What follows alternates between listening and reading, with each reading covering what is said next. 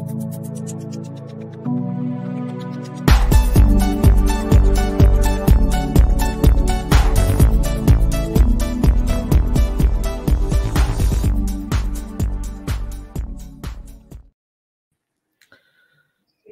দর্শক, আসসালামু আলাইকুম। সবাইকে স্বাগত জানাচ্ছি আমেরিকা বাংলা চ্যানেলের পক্ষে। আমি আলাউর খন্দকার আজকের এই বিশেষ লাইভ টক শোতে।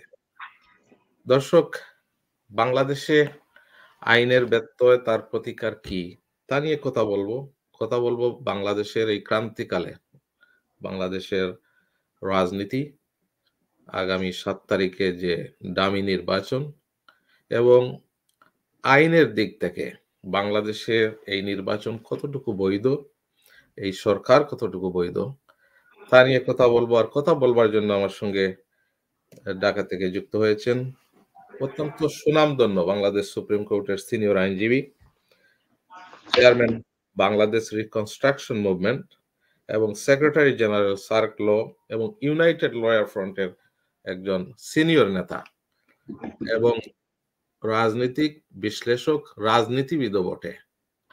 আমার সঙ্গে রয়েছেন advocate Mohsin Rashid.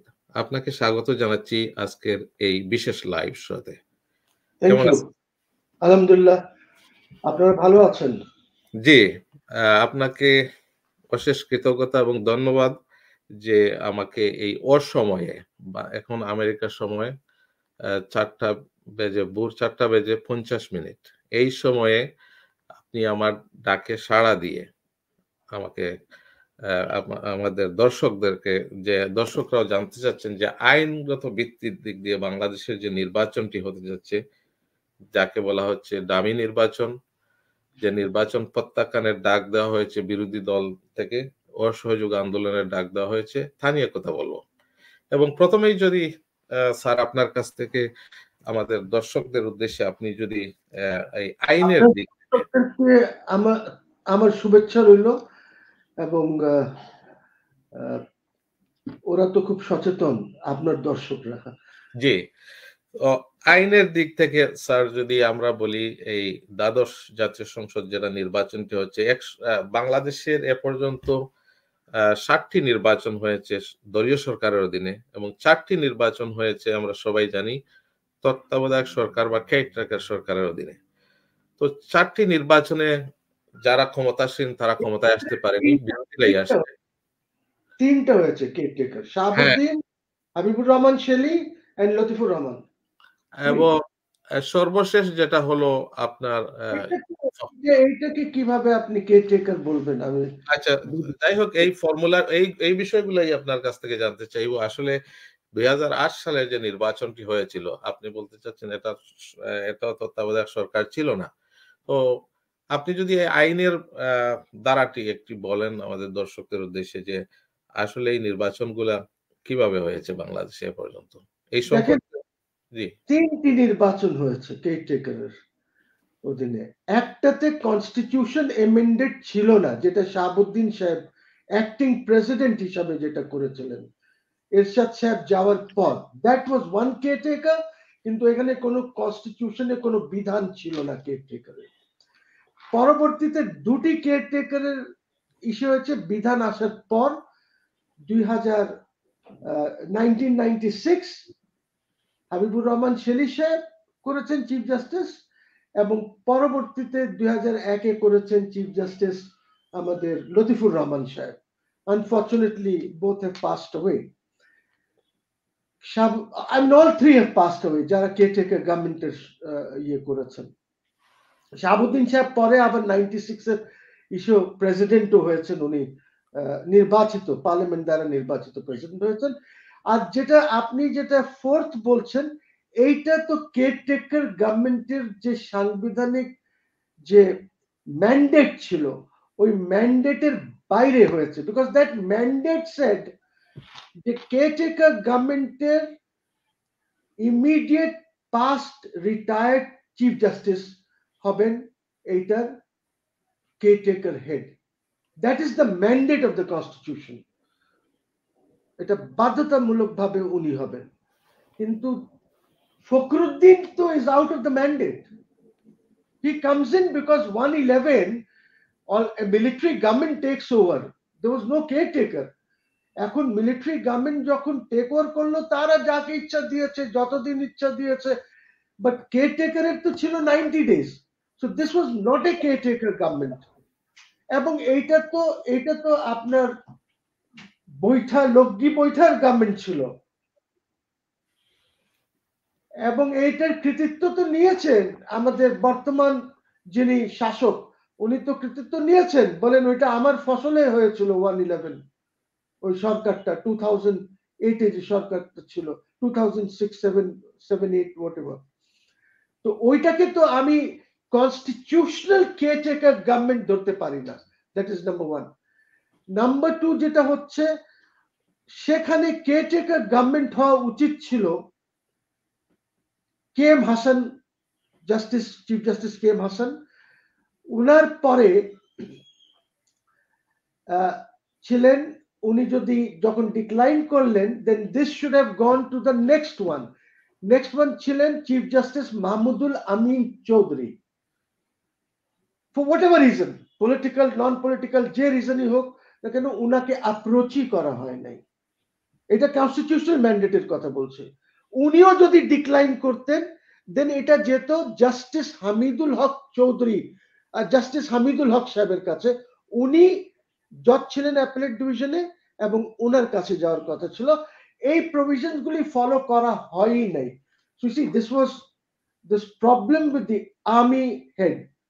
He was sold out totally to our neighbouring country. উনি দেশে উনি বিক্রি হয়ে গেছিলেন কাজী। আর ওইখানে 2008 ইলেকশনটা হয়েছিল আন্ডার দি কেয়ারটেকার ছিল Sujata Singh and Pranab Mukherjee. They were the caretakers. তারা যেভাবে চেয়েছে সেভাবে ইলেকশন হয়েছে। It's so unfortunate that Moeen being an army chief, Masududdin being an important lieutenant general in the army, ওনারা নিজেকে বিক্রি করে দিয়েছেন। They open for sale to the Indians. বিক্রি হয়ে গেছে ওরা করে। তারা এই যে this is a good poster that you are showing. আপনার এখান থেকে পোস্টারটা এসেছে, আপনি বুঝতেই পারছেন যে কি।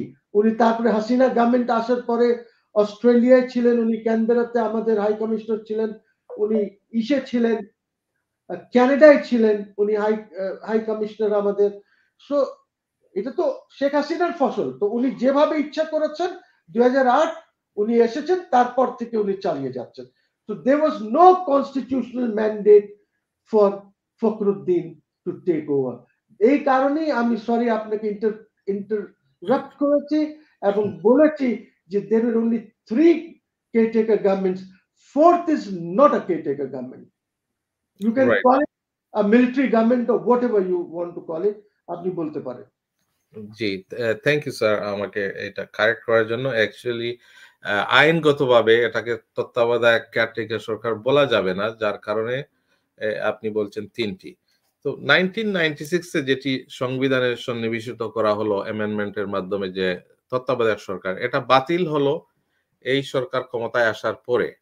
তো বাতিল করার পরে এখানে বলা হয়েছিল যে আরো 2টি নির্বাচন করা যাবে।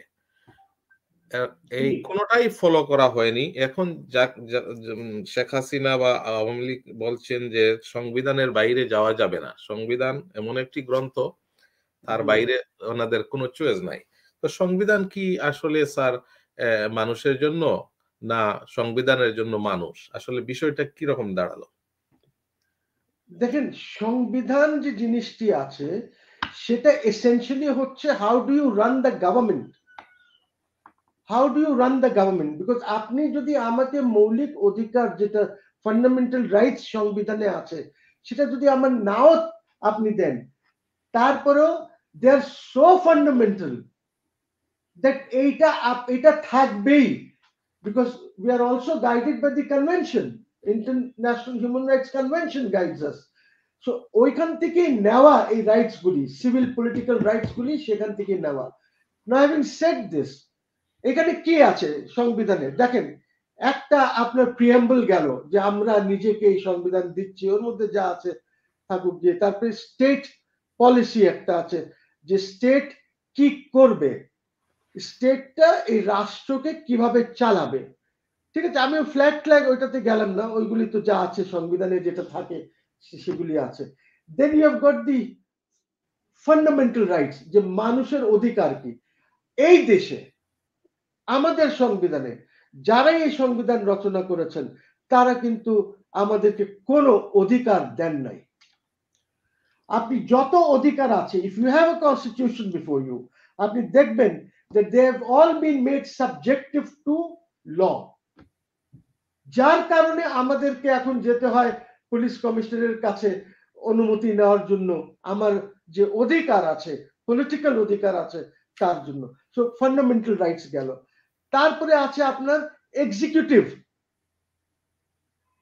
এক্সিকিউটিভে আপনি দেখেন আমরা কি ফলো করি, আমরা কি বলি, আমরা বলি that our parliamentary form of government, আমাদের যে গণতন্ত্রটি আছে, সংসদীয় গণতন্ত্র আমাদের, এই গণতন্ত্রটা আমরা ফলো করি ওয়েস্টমিনিস্টারকে, অর্থাৎ ইংলিশ পার্লামেন্টারি ফর্মকে ফলো করি। The only difference is that England does not have a written constitution, but other countries have a written constitution. Now, having said this, এই যে ওয়েস্টমিনিস্টার টাইপ যদি আমরা ফলো করি, তাহলে তো আপনাকে ওইখানে let us also take the example of India. ইন্ডিয়ার এক্সাম্পল তো নেই। ইন্ডিয়ার চিফ এক্সিকিউটিভ কে?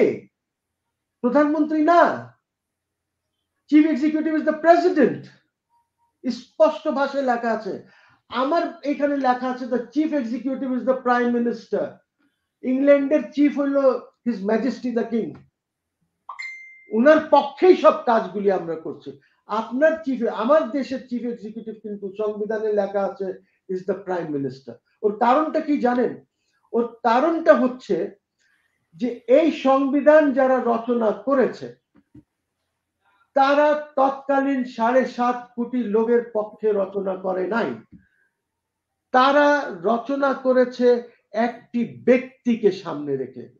ব্যক্তি বিশেষের জন্য করা হয়েছে এই সংবিধানটি, যার জন্য ওই ব্যক্তি has become the chief executive, যে ব্যক্তির জন্য করা হয়েছে।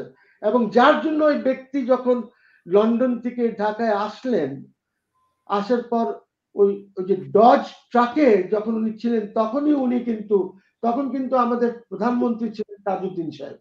তখনই উনি কিন্তু তাজউদ্দিন সাহেবকে বললেন যে আমি প্রধানমন্ত্রী হতে চাই। And then whatever happened, এটা সবাই জানে ইতিহাস। তারপরে আমাদের ধরেন পার্লামেন্ট ডিসলভ হয়ে যায় 5 বছর আমাদের ইসে, যেদিন আপনি পার্লামেন্ট প্রথম মিট করবে, যেদিন ফার্স্ট সিটিং যেদিন হবে পার্লামেন্টের, সেদিন থেকে নিয়ে 5 বছর পর্যন্ত সংবিধানে বলা আছে পার্লামেন্টের ইসে। তো 5 বছর যে বলা আছে, তাহলে পার্লামেন্ট তো 5 বছর পর চলে যাবে।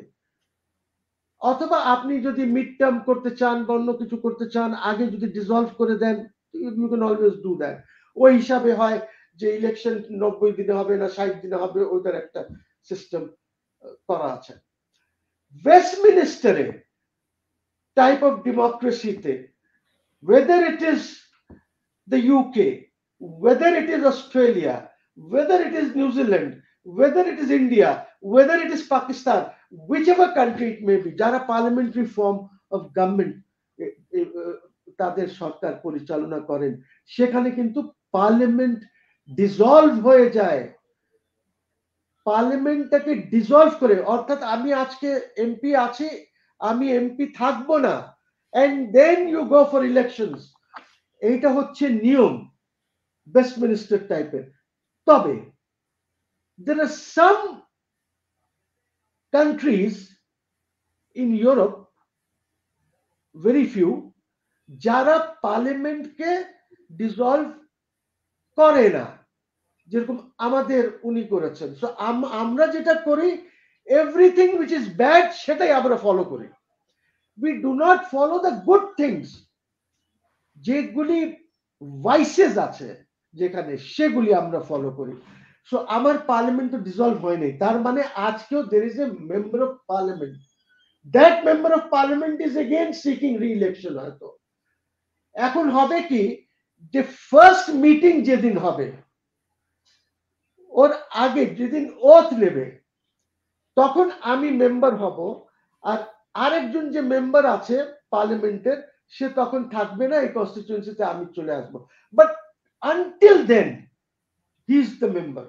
নাও হ্যাভিং সেড দিস, আপনার এই পার্লামেন্ট ডিসলভ হওয়া উচিত ছিল, যেহেতু ডিসলভ হয় নাই, আপনার আরেকটা প্রশ্ন ছিল এর মধ্যে বোধহয় ইনবিল্ট, যে ইলেকশনস নিয়ে, এর মধ্যে যে ইলেকশন যেটা আছে, if this parliament was not dissolved and if this government was sincere, যদি তারা সিনসিয়ার থাকতো যে না আমরা সবাইকে নিয়ে ইলেকশন করব এবং লেটস সি হোয়াট হ্যাপেন্স, তখন they could have very well asked the parliament to extend its মেয়াদ।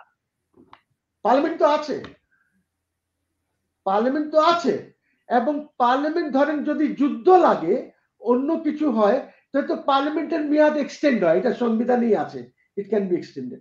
সো এখন একটা এমন একটা সিচুয়েশন দেশে আছে, হ্যাঁ you can say it's a force mature situation দেশে, যে আপনাকে নির্বাচন করতে হবে সবাইকে নিয়ে। এখন সবাইকে নিয়ে যদি নির্বাচন করতে চান, আর যদি কোনো অসুবিধা থাকে যে ঠিক আছে আমার তো সময় নাই, আমাকে ওদের সাথে বসতে হবে, ডায়ালগ করতে হবে যে কিভাবে, ওরা তো একটা ডিমান্ড করেছে, কে টেকার গভর্নমেন্টের ডিমান্ড করেছে, আমি কে টেকার গভর্নমেন্ট দেব না, সংবিধানে নাই, আমি এটা করব না, ঠিক আছে ফেয়ার ইনাফ।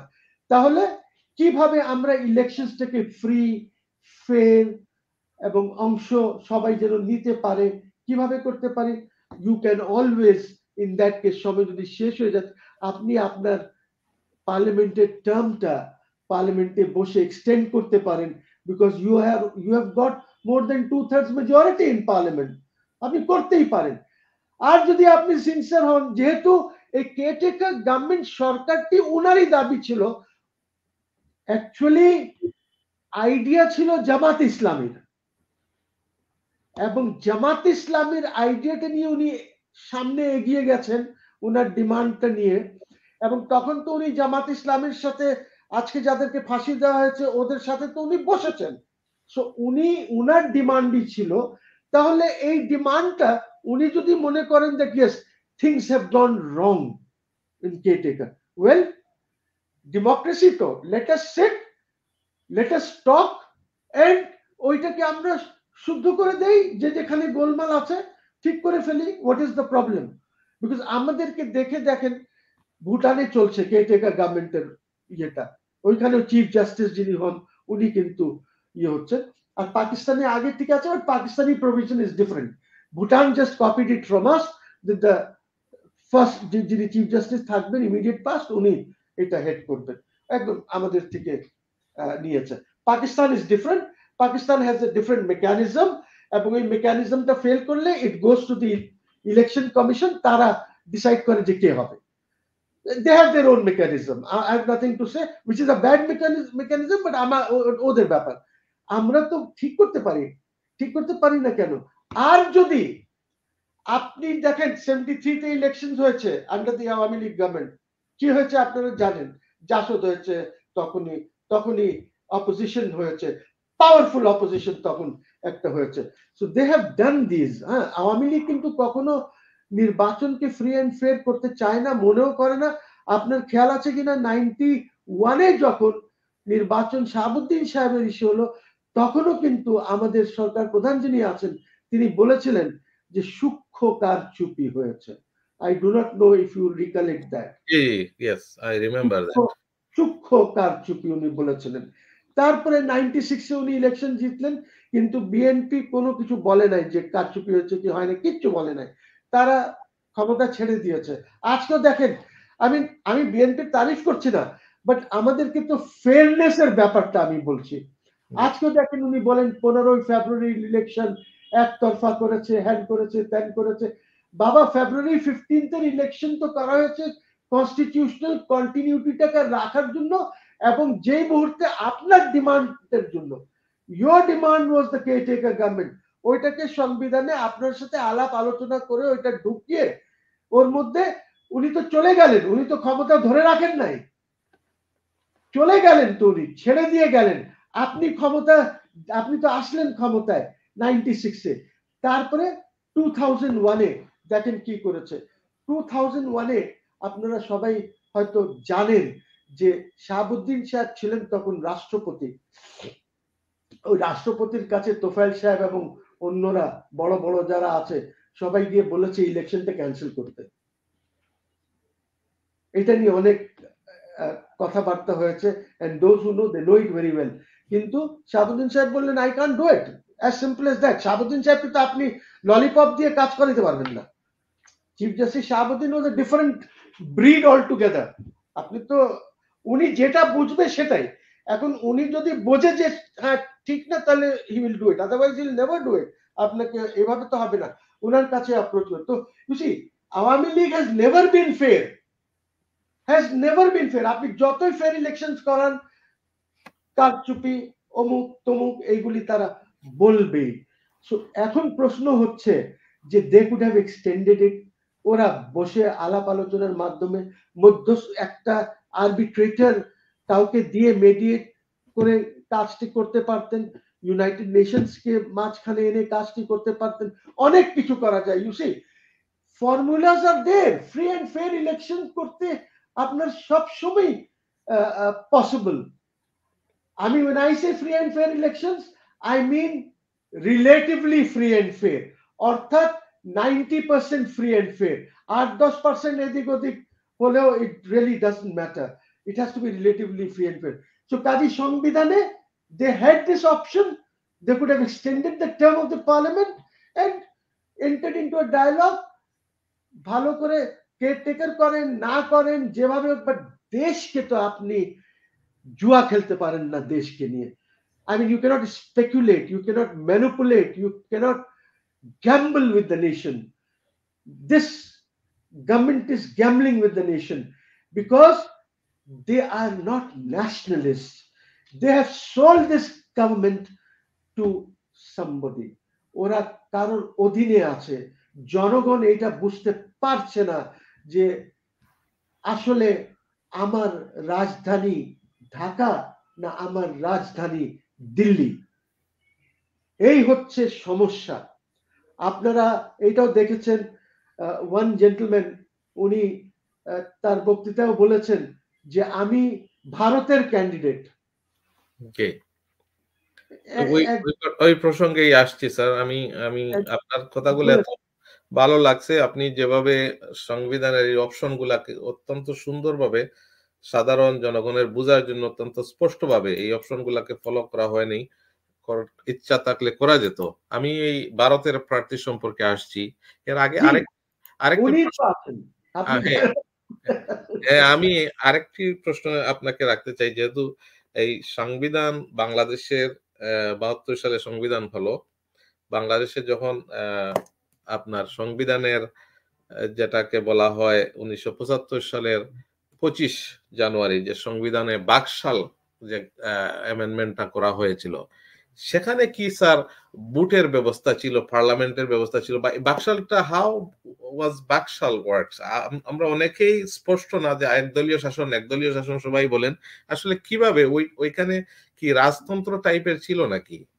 না না, বাকশাল অ্যাকচুয়ালি এই এই এই ফর্মুলা ওনাকে, তখন তো আপনারা জানেন যে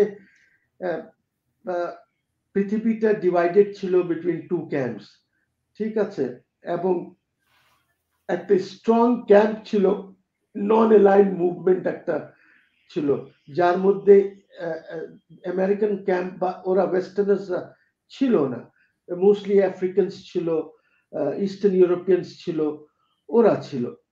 So there was those were the days of Cold War একটা চলতেছিল। Those were the days of command economy. এক command, Eastern Europe command economy, some places in Africa command economy চলতো, যার জন্য actually যে planning ministry-টা দেখেন, this comes out of command economy. You will not get planning ministry in any other country যেখানে command economy ছিল না। That is a part of the command economy. তো ওই 5 ইয়ার্স প্ল্যান, 10 ইয়ার্স প্ল্যান এই। তো আমরা সব নন অ্যালাইন্ডে ছিলাম ওইখানে। সেখানে এই যে বাকশাল যে ছিল, অফকোর্স বাকশাল হলেও পার্লামেন্ট তো থাকবেই, ঠিক আছে, বাট পার্লামেন্ট থাকবে ওইখানে তো বাকশাল নমিনেশন দেবে। বাকশাল উইল গিভ নমিনেশন, এখানে বাকশালের বাইরে তো আর কেউ নমিনেশন পাবে না। আপনারা আমাকে গিয়ে ভোট দিয়ে চলে আসবেন, যেরকম আর সব দেশে, রাশিয়াতে যেরকম হতো তখন যেরকম হতো। But parliament will always be there. এমন না যে পার্লামেন্ট নাই, বাট ওই পার্লামেন্টটা হচ্ছে ইনএফেক্টিভ পার্লামেন্ট, যেখানে আপনার কোনো আলাপ আলোচনা ইজ ইমেটেরিয়াল। সেখানে that is that one man who rules, because আপনার পত্রিকা নাই, মিডিয়া নাই, আপনার কিচ্ছু নাই, আপনার ওপিনিয়ন দিতে পারছেন না, টেলিভিশন চ্যানেলস নাই। তো এই যে উপর থেকে কমান্ড যেটা আসবে, ওই কমান্ড অনুযায়ী সবাই চলবে। নাও হ্যাভিং সেড দিস, বর্তমান যে সিচুয়েশনটা আছে এইটা বাকশালের একটা ইয়ে, আপনার কি বলবো, একটা shadow. This is a shadow of Baksal, ঠিক আছে। এইখানে কি হচ্ছে, ঠিক আছে আপনার পত্র পত্রিকা আছে, ঠিক আছে আপনার মিল কলকারখানা আছে, এখানে অনেক চ্যানেলস আছে, সবকিছু আছে, কিন্তু এই চ্যানেলস গুলি সব কন্ট্রোলড, কিন্তু all this channels are controlled. আমি যদি কিছু বলতে চাই ওইটা যাবে না, ঠিক আছে। আর যদি আমি কিছু কড়া কথা বলি, দেন ইউ হ্যাভ গট, যেরকম নাজি জার্মানিতে গেস্টাপো ছিল বা এইগুলি ছিল, ওরকম আমাদের এইখানে এজেন্সিজ আছে, who'll come and pick you up, আপনাকে গায়েব করে দেবে, আপনাকে কোথাও বছরের পর বছর বন্দি করে রেখে দেবে, কারোর সাথে কোনো কন্ট্যাক্ট থাকবে না। সো আমরা তো এখন ওই পর্যায়ে আছি, which essentially may be worse than Baksal. ওই সিচুয়েশনটা এমন যে ইট কুড বি ওয়ার্স দেন বাকশাল। কিন্তু এই জন্য আপনি দেখেন, আমি আপনাকে বলি, খোলামেলাই বলি, আপনার Director General Forces Intelligence is headed by a Major General. Fine, because it should be headed যেহেতু ওটা ফোর্সেস কে নিয়ে, কিন্তু ওদের টিওআরটা কি, what is the terms of reference? Is the term of reference politics? Is the terms of reference যেরকম general আকবর as DGFI chief Hussain Mohammad এরশাদের বাসায় গিয়ে ওনাকে নিয়ে সিএমএইচে চলে গেল, এরশাদ সাহেব বললেন আপনাদের তো খেয়াল আছে, পিস্তল, উনি ওনার রিভলভার বের করে বললেন আমি নিজেকে শুট করে দেব। You remember this? জি জি। সিনগুলি কে করলো? This the TOR? ফোর্সেস ইন্টেলিজেন্সের কাজ হচ্ছে, আমাদের এখানে ধরেন মিলিটারি ইন্টেলিজেন্স আছে, we have got air force intelligence, we have got Naval intelligence. এই এয়ারফোর্স এইগুলিকে কালেক্ট করে আপনার ইন্টেলিজেন্স, এই সব ইন্টেলিজেন্স মিলিয়ে তারা এক প্রপার কি আছে না আছে ওটাকে করে তার রিপোর্ট রেডি করবে, ওইটা নিয়ে কাজ করবে, ফোর্সেস কে নিয়ে কাজ করবে, যে ফোর্সেস এর মধ্যে কোনো ঝামেলা হচ্ছে কিনা, কেউ কু করতে চাচ্ছে কিনা, ওইখানে কোনো ফোর্সেস এর মধ্যে ধরেন কোনো ইয়ে টার্নালস রেভলিউশন হয়ে যাচ্ছে কিনা। This is there job. There job is mutiny হবে কিনা বা মিউটিনের কোনো আশঙ্কা আছে কিনা, এইটা হলো ডিজিএফআই এর কাজ। ডিজিএফআই এর কাজ is not to pick up people, not to work for a particular political party, একটি রাজনৈতিক দলের পক্ষে হয়ে কাজ করে না। Now you come to national security intelligence. National security intelligence যখন শুরু করা হয়েছে তখন কিন্তু সেখানে সিভিলিয়ান ছিল, দুজন বোধহয় সিভিলিয়ান, একবার সাফদার সাহেব ছিলেন আর একজন ছিলেন, I don't remember the Gani না কি নাম ছিল ওনার, সিভিলিয়ানস ওয়্যার দেয়ার। তারপর থেকে কিন্তু এইখানে সব জেনারেলসরা আছে, ফর সাম টাইম ব্রিগেডিয়ারও ছিল, এখন মেজর জেনারেলস। এদিকে আর্মিতে এই যে ভিলেজ আনসার ভিলেজ যেগুলি আছে এইগুলিতে you have got a major general. এখন সবাই পলিটিক্স করছে। আপনার এই যে যিনি এখন এসেছেন মেজর জেনারেল সাহেব, 6-7-8 মাস বা 1 বছর হয় আনসারে, উনি কিন্তু শুধু পলিটিক্যাল কাজই করছেন। উনার পলিটিক্যাল কাজ হচ্ছে উনি সার্ভে করছেন যে এখানে মহসিনকে দেবে না আপনার খন্দকার সাহেবকে দেবে না, কাকে দিলে ভালো হয়, এইসব সার্ভে করে যাচ্ছেন উনি, উনার আনসার আর ভিলেজ এদেরকে নিয়ে। আর এনএসআই টোটালি পলিটিক্স ইয়ে করছে, আর ডিজিএফআই পলিটিক্স করছে। তো সবাই যদি এই লেভেলে আইসা আপনারা যদি বুঝি what should NSI do, national security যারা আছে ওদের তো ন্যাশনাল সিকিউরিটিটা ইনশিওর করা দরকার। কিভাবে ইনশিওর করা দরকার? যে they should collect intelligence from abroad, বাইরে বাংলাদেশের বিরুদ্ধে কেউ কিছু করছে কিনা, বা বাংলাদেশের কোনো নাগরিক করছে কিনা, বা অন্য দেশের নাগরিক বাংলাদেশের সিকিউরিটির বিরুদ্ধে কোনো কাজ করছে কিনা, বা কি হতে যাচ্ছে। অথবা ধরেন আমার রাষ্ট্রপতি, আমার প্রধানমন্ত্রী যখন বিদেশে যাবে, উনাকে ইন্টেলিজেন্স ইনপুট দেওয়া যে ওই দেশে আপনি উনার সাথে যে কথা বলবেন, উনার কিন্তু সিচুয়েশন এরকম, উনি খুব বেশি প্রো অমুক আছেন, কাজে আপনি যখন আলাপ করবেন আপনি একটু এদিকে যায়েন না, এই আলাপগুলি এইভাবে করেন, একটা ইনপুট দেবে for him. Their job is not to see যে আওয়ামী লীগ, বিএনপি, জাতীয় পার্টি বা any other party for that matter কারকে ক্যান্ডিডেট হবে কারকে। এসবির কাজ হচ্ছে to look into internal intelligence. আমরা স্পেশাল ব্রাঞ্চ বলি, এটা ব্রিটিশের সময় এটাকে বলতো IB, intelligence branch. India still calls it intelligence branch, Pakistan still calls it intelligence branch. Special branch এর দায়িত্ব হচ্ছে ভিতরে যে পলিটিক্স হচ্ছে, যে ভিতরে কোনোখান থেকে কোনো টেরোরিজম, কোনো অমুক তমুক হ্যান ত্যান, বা কোন পলিটিক্যাল লিডার কি করছেন, উনি কোনো দেশের ক্ষতি কারণ তো হচ্ছে না, এই রিপোর্টস গুলি ওদের দায়িত্ব হওয়া উচিত। Special branch internal intelligence gathering should be by the special branch, external gathering, intelligence gathering should be from them, and forces intelligence ওরা এই কাজটা করবে, যে ফোর্সেসদের মধ্যে নেভি, এয়ারফোর্স, ওদের ওইখানে ঠিক করে কোহেশন আছে কিনা। This is not being done. আমরা কি করেছি, সবাইকে পলিটিক্সে লাগিয়ে দিয়েছে, everybody is in politics. I mean, we are ruining our army. এরা সব আমাদের ওদের প্রফেশনালিজম প্রবলেম হচ্ছে। এন্ড আজকে দেখেন, যদি if it was a professional army, they should and they would have advised the prime minister, ওই যে এগ্রিমেন্ট হয়েছে, আমরা যে ফেনী নদীর থেকে পানি দিচ্ছি এবং ওই নদীর উপরে যে ব্রিজ হয়েছে, ওই যে কি রামগতি আর ওদিকে কি একটা কোন জায়গায় কানেক্ট করেছে, যে যেখানে আমরা ইয়ে দিতে যাচ্ছি জাপানকে আর ইন্ডিয়াকে, ইপিজেড একটা জায়গা দিতে যাচ্ছি। I mean this is a security hazard. আমরা কি না বুঝেই কাজ করছি? এটা হচ্ছে বিকজ আর্মির মধ্যে প্রফেশনালিজম শেষ হয়ে গেছে। প্রফেশনালিজম থাকলে army would never have said this, এটা এলাউই করতো না। বলবো যে Prime Minister, don't do this. President, don't do this. This is an advice. Security advice is to come from them. It doesn't come. So আমাদের তো সমস্যা একটা না, আমরা তো একদম ধ্বংস করে দিয়েছি। এখন ধরেন এইটা শুধুমাত্র আওয়ামী লীগের কথা বললে তো হবে না।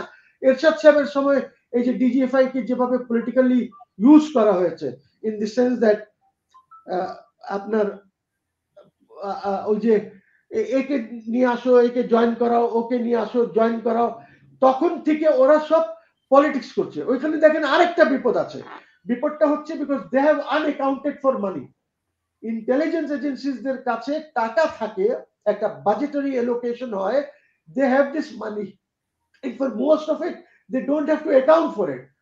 এখন ধরেন মোহসেন রশিদকে তারা কিনলো, মোহসেন রশিদকে 10 কোটি দিল না 20 কোটি দিল, এটা তো কেউ জানে না। This is between me and my handler, যে আমাকে হ্যান্ডেল করছে, যে টাকা পয়সা দিচ্ছে, যে আমাকে নিয়ে যাচ্ছে, সে জানবে এটা। তো এখন সে জানে সে আমাকে কি দিল, আমিও তো বলতে পারবো না যে আমি কি পেয়েছি। তো আমার তো পলিটিক্যাল ক্যারিয়ার শেষ হয়ে যাবে আমি যদি বলতে চাই যে আমি আমাকে এই টাকা দিয়েছে। সো আমাদের, সে আমাকে 5 কোটি দিল আর সে 20 কোটি টাকা ওইখানে তার অফিসে অ্যাকাউন্ট করলো, যে ওনাকে 20 কোটি টাকা ট্যাক্স দিয়ে আসছি বস্তা ভরা। You see, this is unaccounted for money. This money is given to you for intelligence gathering.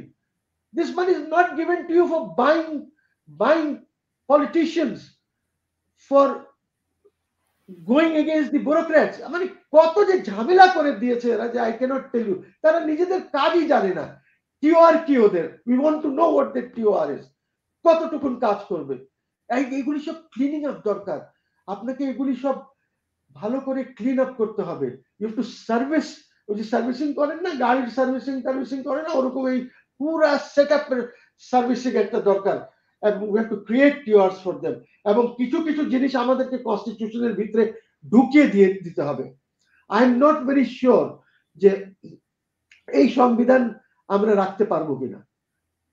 আমি জানি না আপনি পড়েছেন কিনা, ইসের আমাদের নুরুল কবির সাহেব, এডিটর নিউ এজ, উনি গত 16ই ডিসেম্বর একটা এডিটোরিয়াল লিখেছেন। সেখানে তিনি বলেছেন that the only solution to Bangladesh's crisis is a second republic, and I totally agree with him. আমি সময় নাই, নাহলে অ্যাটলিস্ট এক প্যারাগ্রাফ ওনারটা পড়ে শুনিয়ে দিতাম আপনাকে। কিন্তু আমাকে এই সেকেন্ড রিপাবলিকের অর্থ হচ্ছে that we have to rewrite our constitution, we have to create a balance in the constitution, ভারসাম্য ঠিক করতে হবে আমাকে।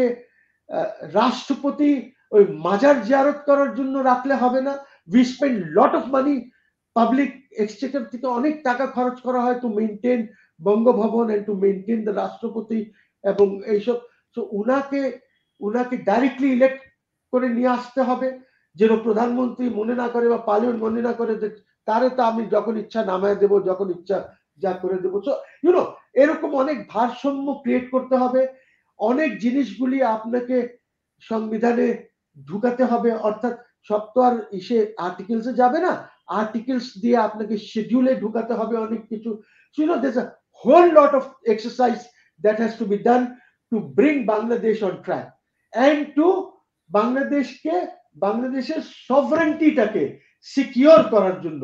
এখন তো today we are not a sovereign country at all. Today আজকে যিনি জাতির জনক, ওনাকে আমি সালাম করি, সেলিউট করি, অনেক সম্মান করি।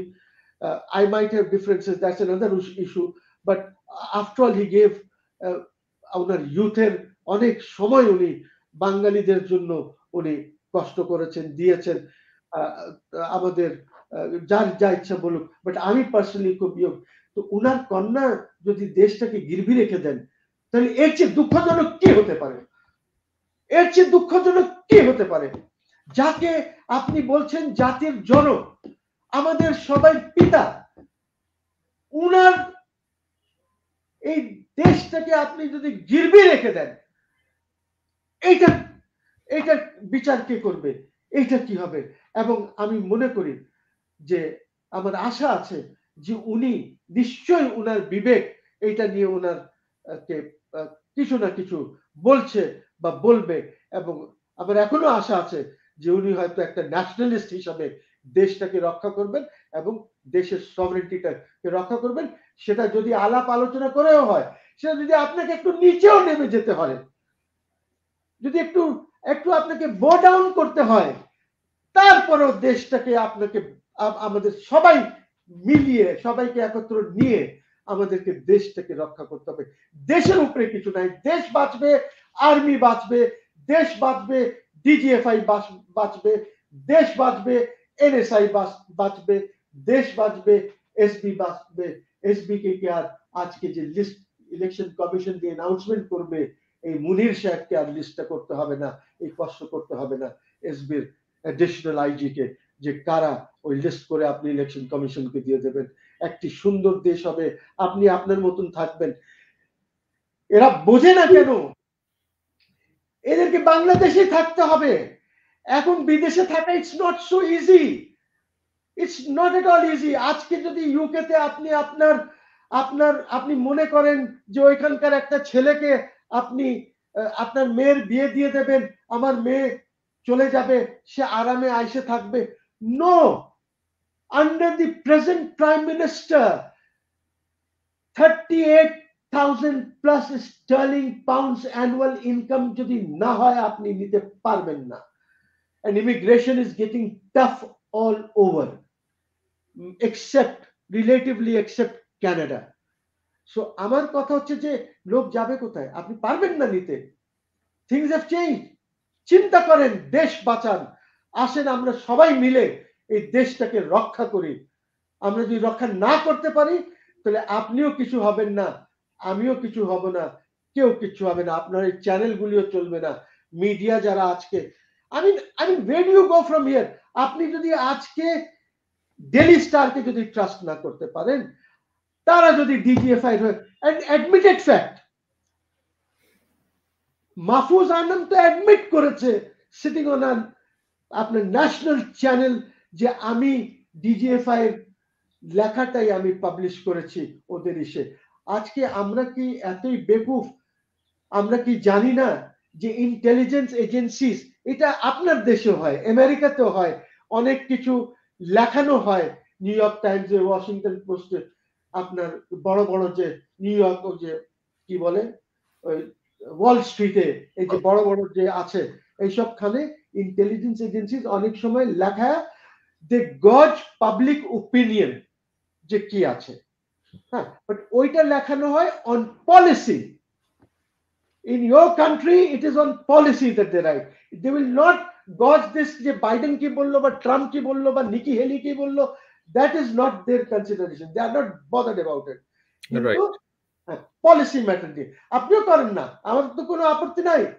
Test A policy, test this যে whether this country needs a new constitution or not, whether there has to be a second republic or not.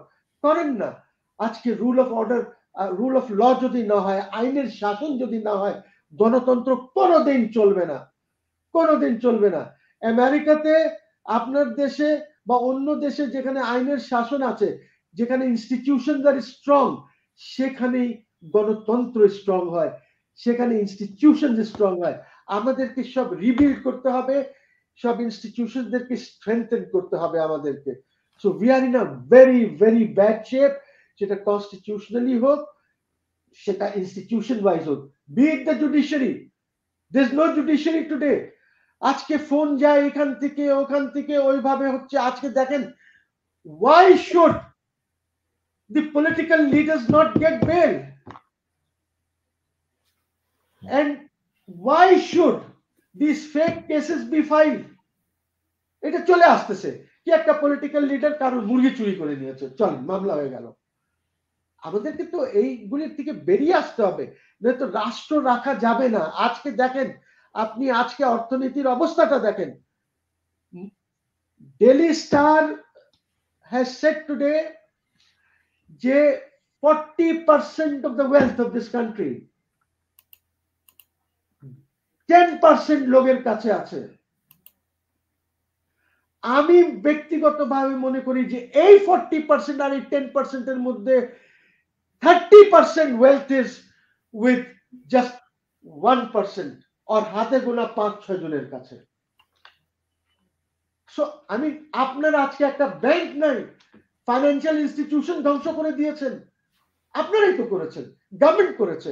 আপনারা ডিজিএফআই কে দিয়ে ওই ইসলামিক ব্যাংক লিখিয়ে নিলেন, আপনারা ওইখানে গিয়ে অমুক ব্যাংক লিখিয়ে নিলেন, আপনারা ইয়ে ঠাকায়া চ্যানেল লিখিয়ে নিলেন। You have done this, where have you taken the country? So এইগুলির থেকে, এইগুলির ঊর্ধ্বে আসতে হবে। আজকে আপনি এলসি খুলতে পারছেন না, আজকে আপনার গার্মেন্ট সেক্টর হুমকির মুখে আছে। আজকে গার্মেন্ট সেক্টরে এলসির যে ইয়ে দিচ্ছে, প্রভিশন একটা দিচ্ছে, সেটা বলছে যে যদি স্যাংশন হয় তাহলে আমরা মাল নেব না, যদি তোমার মাল জাহাজেও থাকে তাহলে আমরা মাল ছুটাবো না, যদি মালটা আমার পোর্টেও চলে আসে আর স্যাংশন থাকে তারপর আমরা মাল নেব না। This are the LC conditions. কিভাবে চালাবেন বলেন? আজকে আপনার স্পিনিং যেটা আমাদের এত সুন্দর ছিল, টুডে পাকিস্তানে আপনার স্পিনিংটা বেড়ে গেছে, in spite of all the else in the Pakistani politics. ওদের এই যে কটন এর এই যে স্পিনিং, সুতা, এটা it's on the rise now. Spinning যেগুলি বন্ধ হয়ে গেছিল ওগুলি আবার খুলছে। আমাদের এখানে যেগুলি ছিল এগুলি বন্ধ হচ্ছে, গার্মেন্টস বন্ধ হচ্ছে। আপনি এই লোকজনকে কি করবেন?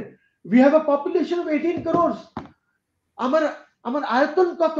55-56,000 স্কোয়ার মাইলস। ওর মধ্যে পানি আছে আপনার at least I don't know half of it তো হবেই পানি যা আছে, অনেক নদী নালা এগুলি অনেক আছে আমাদের। তো আমাদের এক ভূখণ্ড এমন যে কম জায়গার মধ্যে আমাদের লোকজন থাকতেছে। এইগুলিকে আমরা কিভাবে, আমাদের তো একটা পলিসি লাগবে যে আমার গ্রাম কি ধরনের হবে, আমার এই যে আজকে যে ল্যান্ড ওয়েস্ট হচ্ছে এইগুলিকে কিভাবে আমরা ইরিগেশনে আনবো, এগুলি নইলে তো আমাদের তো খাদ্য, আজকে দেখেন আপনি ইম্পোর্ট করছেন, আজকে বলি আপনাকে আলু, আলু বেসিক জিনিস যে মানুষ একটু আলুর ভর্তা খায়, কিছু না হলে ডাল ভাত নিয়ে একটু আলুর ভর্তা খায়, লাল মরিচ অথবা ভর্তা না পেলে লাল মরিচ দিয়ে একটু ভাত খেয়ে নেয়, পানি দিয়ে পান্তা করে ওইটাকে খেয়ে নেয়। আজকে সেটাও কিন্তু ডিফিকাল্ট হয়ে যাচ্ছে। Poverty levels are going up in this country. আপনার গরিব লোক বাড়ছে, বেড়েই চলেছে, আপনি কিভাবে করবেন বলেন? আমাদের আর সবকিছু পলিটিক্স থেকেই আসবে, সবকিছু আপনার সংবিধান থেকে আসবে। আপনার সুশাসন যদি হয়, আইনের শাসন যদি হয়, তাহলে জনগণ সব ভালো থাকবে, এই দেশটা উন্নতি করবে। এই দেশ একটা ভেরি ভার্সেটাইল কান্ট্রি। দেখেন আমি এই বলি বাঙালি তো কোনোদিন ব্যবসায়ী ছিল না, কোনোদিন ছিল না। আজকে দেখেন, আপনি তো আমেরিকায় থাকেন, আজকে একটা বাঙালি যখন যায় বা ডিবিতে যারা গেছে, হয়তো তারা পত্রিকা বিক্রি করতেছে, হয়তো তারা গাড়ি মুছতেছে, হয়তো কেউ গাড়ি ধুয়ে দিচ্ছে, কারোর বাসায় গিয়ে গাড়ি ধুয়ে দিচ্ছে। ওই লোকটাকে দেখেন কয়েকদিন পর একটা স্মল কৃষক একটা ছোট দোকান নিয়ে বসে গেছে, আছে না ভাই? বলেন। ওই লোকটাই দেখেন একটা ছোট গ্রোসারি করে ফেলেছে। কেউ আরো এন্টারপ্রাইজিং হয়তো দেখবেন সে একটা পেট্রোল পাম্প করেছে, সেখানে একটা গ্রোসারি হোয়াটএভার একটা ছোট কি 7-11 নাকি ওইটা হয়তো দিয়ে বসে গেছে। দে আর সো এন্টারপ্রাইজিং। আজকে বাংলাদেশে দেখেন, আপনার ইয়ে তো ছিল না, আপনার কয়টা মিল ছিল, বড় বড় মিল ছিল, এই আশরাফ টেক্সটাইল বা হাফিজ টেক্সটাইলস বা জিএম, এগুলি ছিল পাকিস্তান আমলে, আইয়ুব খানের আমলে যেগুলি করা হয়েছিল। But look, Bangladesh became the supplier of garments to the world. Number 2, চায়নার পরেই তো বাংলাদেশ। বাংলাদেশের textile industry grew like nobody's business. ওরা তো কাপড় পরিয়েছে বিশ্বকে, স্পেশালি আপনার দেশে তো, আমেরিকায় তো তারা অনেক, যেখানেই যাবেন আপনি একটু লেভেল দেখলেই দেখবেন মেড ইন বাংলাদেশ লেখা আছে। আপনি দেখেন, আমি কয়েকদিন আগে এক বাইরে লুলু বলে একটা বড় ইয়ে মলে, ইটস আ মল, অনেক জায়গায় আছে লুলু, ঢুকলাম, যেটাতেই হাত দেই দেখি বাংলাদেশ লেখা। আই এম শিওর আপনিও সেটাই দেখছেন। Pant, jeans, shirts, T shirts, you name it, polo shirts, made in Bangladesh. Logo জারি থাকুক না কেন এখানে,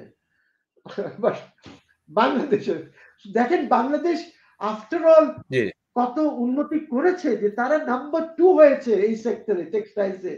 আপনি ফুটওয়্যার দেখেন, Bangladesh is progress in footwear also. Footwear, Bangladesh ইটালিয়ানদের জন্য ফুটওয়্যার বানায়, এক্সপোর্ট করে ওদেরকে, ওদের ব্র্যান্ডেড ফুটওয়্যারস বানায় বাংলাদেশ। এখন এভরিথিং ইজ গন স্লো, বন্ধ হচ্ছে ফ্যাক্টরিজরা গুলি। It is so unfortunate. G, advocate Mohsin Rashid, আপনি যেভাবে বললেন আমাদের যে ইনস্টিটিউশন গুলা, রাষ্ট্রের অর্গান গুলা যেভাবে ধ্বংস, একের পর একটা যদি আমরা তাকাই, একটা দেশ তার একটা স্ট্রাকচার আছে, একটা অর্গান আছে।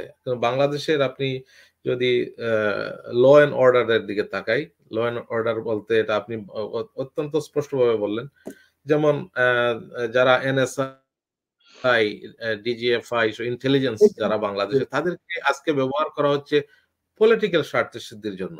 আমার প্রশ্ন আপনার কাছে, এই যে ইনস্টিটিউশন গুলা ধ্বংস হলো, এদের কোনো মানে এদেরকে রাজনৈতিক স্বার্থ সিদ্ধির জন্য ব্যবহার করা হচ্ছে, তার কারণ কি হতে পারে? আমাদের এই এই যে পিলখানার ট্র্যাজেডির পরে, মানে ভালো অফিসার গুলাকে হত্যা করার পরে বাংলাদেশের আর্মির এই ইন্টেলিজেন্স গুলো ধ্বংস হয়ে গেছে। এখন যারা আছে শুধু এরা জয় বাংলার লোক। তো এদেশের সেনাবাহিনীর তো একসময় একটা গৌরব উজ্জ্বল ভূমিকা ছিল, ৭১ সালে ছিল, ৯০ সালে ছিল, আপনি জানেন, জেনারেল নুরউদ্দিন সাহেব অত্যন্ত গুরুত্বপূর্ণ ভূমিকা রেখেছিলেন রাষ্ট্রের এই এরশাদের পতনের আগ মুহূর্তে। আমার মনে রয়েছে উনার কারণেই এরশাদের পতন ঘটে। আজকের এই সেনাবাহিনী, আজকের এই নৌবাহিনী, আজকের র্যাব, পুলিশ, এই এই সরকারি যারা দেশপ্রেমিক সেনা অফিসার গুলা কোথায় গেল? এর কারণ কি? আমাদের সব অর্গান গুলা একটা একটা করে ধ্বংস হয়ে যাচ্ছে। আপনি যেভাবে বললেন ইনস্টিটিউশন নাই, এই দেশের গার্মেন্টস সেক্টর আজকে ঠিকই বলছেন, দুর্ভাগ্যজনক হবে যদি এই 7 তারিখের পরে বা পরবর্তী সময়ে গার্মেন্টসে যদি কোনো স্যাংশন আসতে পারে। আমরা আমরা মোটামুটি এটা নিয়ে সবাই আলোচনা করছি যে একটা বড় ধরনের একটা অর্থনৈতিক স্যাংশন আসবে বাংলাদেশে। তাহলে আমরা কিভাবে সারভাইভ করব? আমরা তো শুধু জয় বাংলা, জয় হিন্দ বলে তো দেশকে রক্ষা করা যাবে না। তো এই জায়গায় সাথে আরেকটা প্রশ্ন করতে চাই আইনের দিক দিয়ে। এখানে একটা পোস্টার আমি দেখাতে চাই। এটা হচ্ছেন কৃষি মন্ত্রীর বক্তব্য। উনি বলছিলেন যে এক রাতে সব নেতাকে মুক্তির প্রস্তাবে রাজি হয়নি বিএনপি। তো আমার কথা হচ্ছে এই আরেকজন বলছেন আমি ভারতের প্রার্থী। তো একটা স্বাধীন সার্বভৌম দেশে আইনের দিক থেকে আরেক দেশের ইন্ডিয়ার যদি প্রার্থী হয় নির্বাচনে, তার কি কোনো আইনগতভাবে নির্বাচন কমিশন বলেন বা সুপ্রিম কোর্টে কেউ কি এই বিষয় নিয়ে কোনো রিট করতে পারে না যে একজন প্রকাশ্যেই বললেন ভারতের প্রার্থী, স্টিল উনি প্রার্থী রয়েছেন। তো এই ধরনের এখন এটা নিয়ে আইনের কোনো আপনার আইনের দৃষ্টিতে কি কোনো প্রতিকার করা যায়? দেখেন, আমার মনে হয় যেহেতু এটা ইলেকশনে উনি বলেছেন আমি ভারতের প্রার্থী, এইটা election commission should have cancelled his nomination. Simple. যে এই দেশে কোনো ভারতের প্রার্থী হতে পারে না। ঠিক আছে, আপনি যদি ভারতের প্রার্থী হন, আপনার নমিনেশন আমরা ক্যান্সেল করে দিলাম। We can do that. আর ইন এজ মাচ এজ এই রিট ফিট করা, দেখেন এখন কোনো কোর্ট কাছারি নাই। এই রিট মিট করে কোনো লাভ হবে না। রিট করতে গেলেই আপনার ওরা রুল নাও দিতে পারে, দিতেও পারে, পরে আপনাকে ওইটা ডিসমিস করে দিবে। বিকজ আপনি দেখেন এই সরকার যাই করেছে, আজকে জয় বাংলা স্লোগান, ঠিক আছে, এই স্লোগানটাকে রাষ্ট্রীয় স্লোগান, জয় বাংলা জয় বঙ্গবন্ধু বলতে হবে প্রত্যেক রাষ্ট্রীয় অনুষ্ঠানে। এটা তো আওয়ামী লীগ কোনো বা এক্সিকিউটিভের ডাইরেক্টিভে হয়নি, এটা ইশারায় হয়েছে। ইশারা করেছে যে তুমি গিয়ে রিট করো, রিট করেছে, জাজকে বলে দেওয়া হয়েছে তুমি এটা করে দাও, ও করে দিয়েছে। তা এখন এইভাবে একটা না, কয়েকটা জিনিস এইভাবে হয়েছে। সো আমার কথা হচ্ছে যে আপনি এই কারণে তো বললাম, যদি আইনের শাসন না হয়, যদি আইনের শাসন দেশে না হয়, তাহলে কিন্তু কোর্ট কাছারি তো এগুলি জাস্ট শো। আমি তো কয়েকবার বলেছি that the Supreme Court is not the Supreme Court of Bangladesh, this is the Supreme Court of Awami League. আপনি কি মনে করেন যে গণপ্রজাতন্ত্রী বাংলাদেশ সরকার এখানে কি, এটা কি গণপ্রজাতন্ত্রী না? এখন তো আপনার যদি প্রত্যেকটা এজেন্সি, যদি প্রত্যেকটা অর্গান অফ দি স্টেট যদি আওয়ামী লীগের ইশারায়, তাহলে হাউ ইজ ইট গণপ্রজাতন্ত্রী? এটা কিভাবে হয়? আমি একটা কিছু তো থাকবে, কিচ্ছু নাই দেশে। এইগুলি ঠিক করতে হবে। ওদেরকেই বলি আপনারাই ঠিক করেন না, অসুবিধার কি আছে? চিন্তা করেন না আপনারা, আপনাদের ছেলেমেয়েরা তো এই দেশে থাকবে, এই দেশে বসবাস করবে।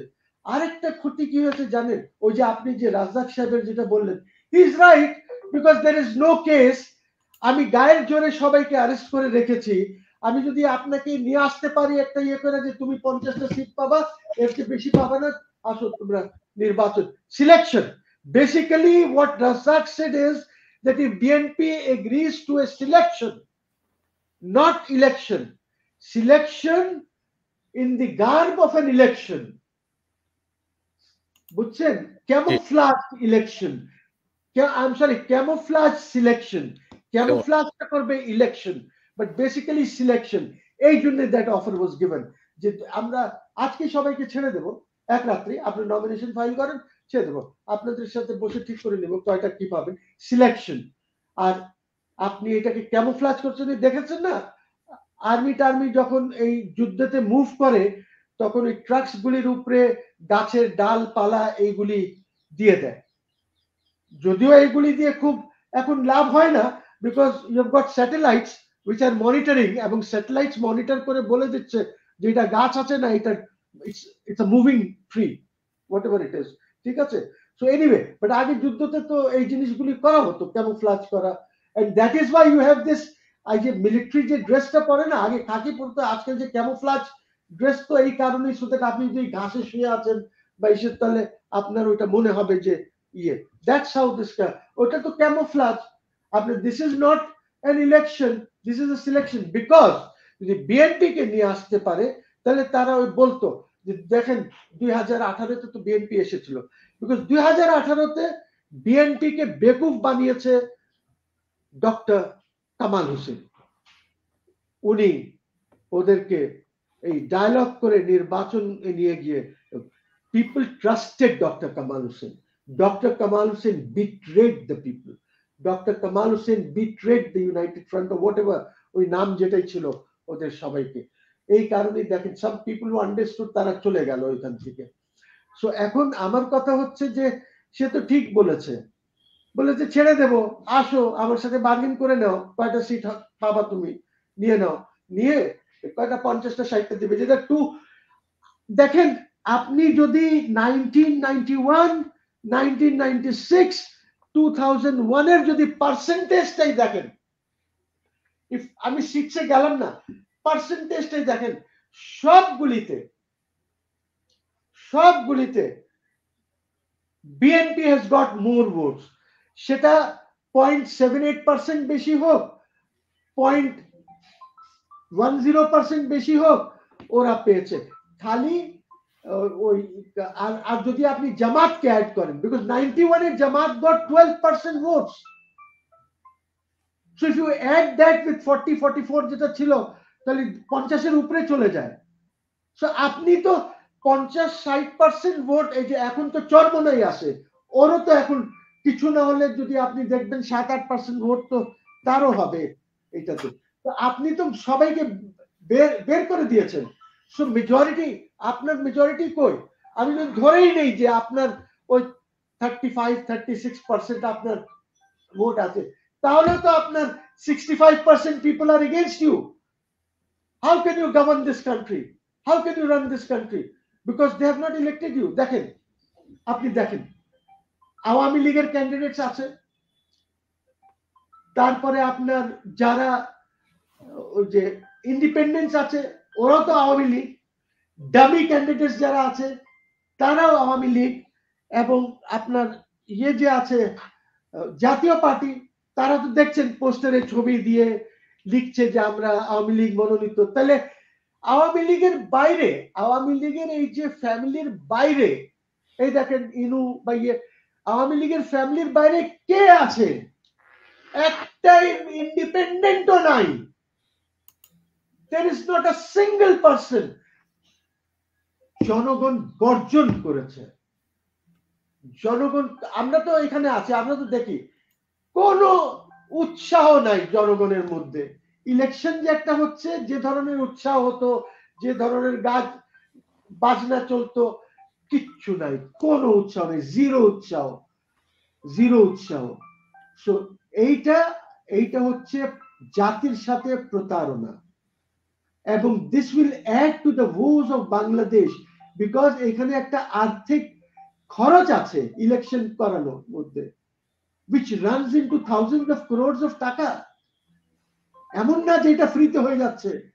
সো এই খরচগুলি কে দেবে? এই খরচ তো বহন করতে হবে জাতিকে। এবং আপনার এখানে আনএমপ্লয়মেন্ট বাড়ছে, আপনার এখানে এলসিস খুলতে পারছে না, কলকারখানা বন্ধ হচ্ছে, পভার্টি লেভেলস বাড়ছে।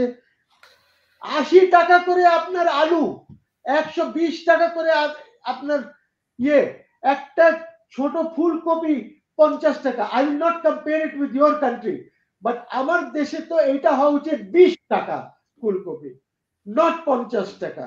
এটা আমার দেশে পেঁয়াজ হওয়া উচিত 30 টাকা, নট 120 টাকা। আলু হওয়া উচিত 20 টাকা, আজকে আপনাকে ইম্পোর্ট করতে হচ্ছে। আপনি ডিম ইম্পোর্ট করেছেন, ক্যান ইউ ইমাজিন? আমাদের কি ডিম কম আছে? আজকে আপনি মাছ খেতে পারছেন না। আর মজার কথা বলি, গ্রামে গঞ্জে ঢাকার চাইতে বেশি কস্টলি, গ্রামের বাজারে মাছের দাম ঢাকার চাইতে বেশি, এবং জনগণ কিনতে পারে না। খালি ওই যে আওয়ামী যারা আছে, যারা যারা পয়সা বানাচ্ছে, ছিনতাই করছে, এইগুলি করছে, তারা মাছ খেতে পারছে। এই হলো অবস্থা। খুব খারাপ পরিস্থিতি নিউট্রিশন নিয়েও। 7 তারিখের যে দামি নির্বাচনে সেখানে ভোট বর্জনের জন্য বিরোধী সকল দল লিফলেট বিতরণ করছে, আদালত বর্জন হবে, আপনার সকল প্রকার ট্যাক্স, খাজনা, ইউটিলিটি বিলের কথা বলা হচ্ছে না দেওয়ার জন্য, এবং ব্যাংকে লেনদেন যত কম করা যায় সেটা পরামর্শ দেওয়া হচ্ছে। আপনি কি মনে করেন এই আন্দোলন, অসহযোগ যে আন্দোলন বলা হচ্ছে, এটা কতটুকু সেই আন্দোলন সাকসেসফুল হতে পারে, বা 7 তারিখে কি আদৌ কোনো নির্বাচন হবে না এর ভিতরে? নির্বাচন হবে, যে ধরনেরই হোক, ওরা যা করছে এই সাজানো পাতানো নির্বাচনটি হবে। মানে এটা নির্বাচন না, basically it's a selection, it will be done. তারা চেষ্টা করবে যে এইখানে যত বেশি কাস্টিং দেখাতে পারে, এইটা তাদের একটা প্রচেষ্টা হবে। কাজে সিল মেরে মেরে মেরে মেরে কাস্টিং করবে। এখন তো এইবার তো আপনার ইয়ে নাই, ইভিএম নাই, পেপার ব্যালট, কাজে কাস্টিং ওরা দেখাবে যে যে এক্সপার্টিজ আছে তো, ওরা তো লোক সবখানে লোকদেরকে ট্রেনিং দিচ্ছে তো। জি জি জি, কিভাবে মারবা তুমি, বুঝছেন না, 1 মিনিটে কয়টা মারবা, এগুলো সব ট্রেনিং হচ্ছে। সো এই জিনিসটা, এই পাতানো নির্বাচন নিয়ে তো আমার কোনো চিন্তা নেই, I am not worried, but আমার চিন্তা হচ্ছে যে দেশকে নিয়ে। আর আপনি আরেক কি কথা যেন বললেন, এই যে হ্যাঁ, এই তো দেখেন, এই যে দেখেন স্টাইল দেখেন। সো এই দিস আর অল ট্রেন্ড, এইটা ট্রেন্ড। এখন যদি আপনি আমাকে দেন বা একটা 20 বছরের ছেলেকে দেন, সেও এইভাবে এত সেকেন্ডে এতগুলি মারতে পারবে না, ঠিক আছে? So I am not worried about this election. এই ইলেকশন হয়ে যাবে, উনি ওতো নেবেন, হয়তো 10 তারিখে উনি নতুন সরকার ফর্ম করে ফেলবেন, গেজেট হয়ে যাবে পরের দিন, আর সরকারও ফর্ম করে ফেলবেন, এবং উনি বলবেন that I am the prime minister for the 5th time, আমি এখন এই দেশের প্রধানমন্ত্রী হলাম। এবং she will also get recognition, Sarkar recognition পাবে, she'll get congratulatory messages from some places, যেগুলি আমাদের ডিপ্লোম্যাটস জোগাড় করতেছে।